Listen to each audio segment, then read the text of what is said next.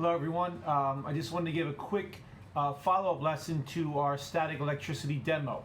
All right. There's a couple misconceptions and weird things people don't understand about lightning and thunderstorms, and so I wanted to clear some of those things up briefly. I didn't want to bog down that last demonstration lesson. So the first thing we want to clear up is why you are safe in your car during during a thunderstorm. All right, and the standard answer is that you are safe in your car because of the rubber tires. Well, that is completely false. Think about this. All right, you've seen the rubber in your cars is that much at most. All right, and we've all seen lightning bolts in real life. They're humongous. It's an extreme amount of charge, an extreme amount of electricity. That electricity doesn't care about those little tiny rubber tires at all. All right. If that was the case, and the rubber tires protected us from the lightning, well, then it would make sense that if you're wearing shoes with the rubber soles, then those shoes would protect us from being struck by lightning. And we know that's not the case. I'm pretty sure somebody during the course of human history has been struck by lightning and they were wearing shoes. All right. On the other end, I'm pretty sure, and I don't have the data, but I'm pretty sure that not everybody who's struck by lightning was barefoot. All right. So the rubber tires really doesn't have anything to do with it. What happens is the metal frame and the metal parts of the car protect us. The electricity comes down and it'll hit the car and it'll go outside the metal frame. It'll go outside the metal parts of the car. So you're actually in safe because the electricity will go around outside the cage. So it's kind of counterintuitive in that the safest place to be during an electrical storm is inside a metal box. All right, and you think, well, that doesn't make any sense because it's metal and it's highly conductive electricity. But the weird thing is the electricity will flow on the outside of conductors. Now, a terrible place to be would be sitting on top of a metal box or a metal trailer like we have at at the high school where we can put all sports stuff inside there. If you're sitting on top of that, yeah, it's going to hit it and it's going to be go around the outside and you'll be kind of screwed. But inside, you'd be perfectly safe. It'd be the best place to be. All right. So just remember from here on out, when anybody tells you that it's the rubber tires that protect the car from being struck by lightning and that's what makes you safe, that is completely false. All right. So I want to get that. You shouldn't go on the rest of your life with that weird misconception on that rubber tires protect the car. It goes around the outside, and what that actually is called is a Faraday cage, and they have that in electronics too. If you wanted to protect a very sensitive piece of electronic from some outside electric field, all right, you can put it and just put it surrounded by a metal box, and nothing can get through that. All right, because everything stays on the outside. All right.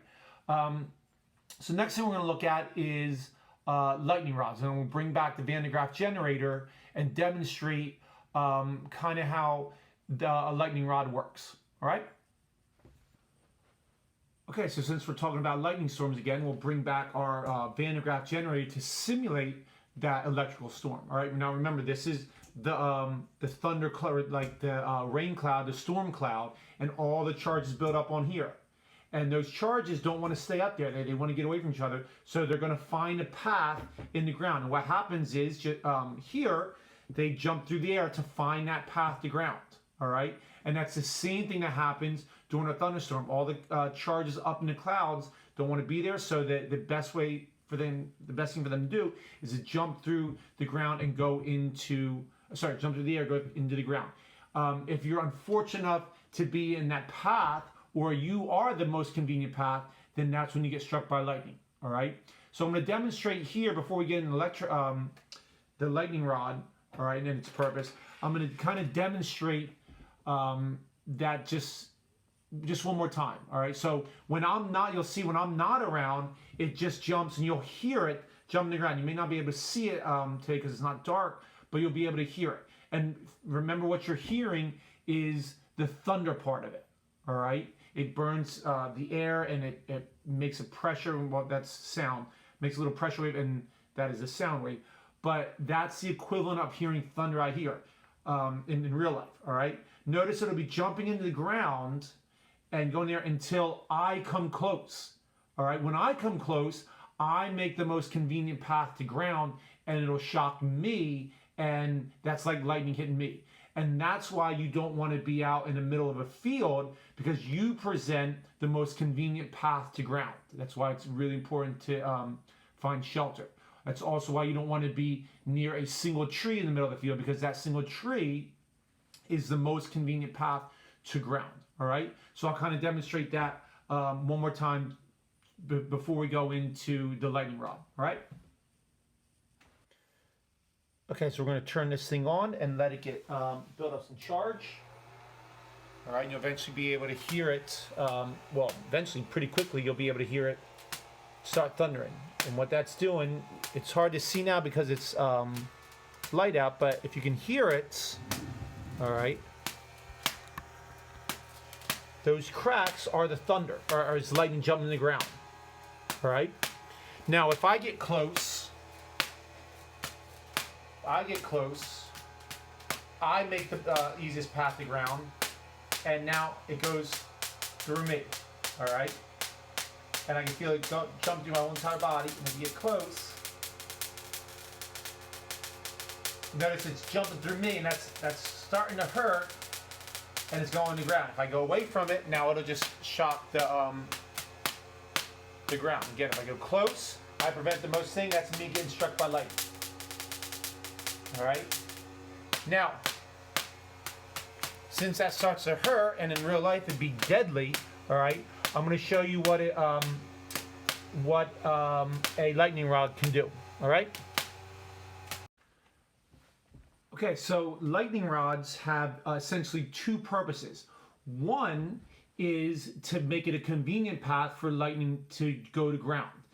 The second thing that is a little bit more sneaky, if you will, is that a lightning rod can actually suck the charges out of the air and prevent lightning from striking, all right?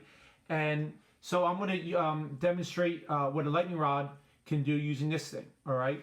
Now, the key is to have these sharp edges, all right? And there's a weird phenomenon that charges can be attracted here and be kind of sucked out of there by these sharp points, all right? If you remember my last video when I held on thing and I was isolated, I could isolate charges with my fingers, and they like to gather there. It's a weird phenomenon, all right? And sometimes you could actually see it. But you'd have to demonstrate that in person. It's hard to see your video. But the other thing with this lightning rod is, all right, it's connected with a wire, and this wire is going to ground. It's plugged in, so that's a nice convenient path to ground, all right? So you're going to see when I turn this thing on, if the lightning rod isn't there, you're going to hear the snaps. That's like regular lightning striking the ground. Not good if it's real light.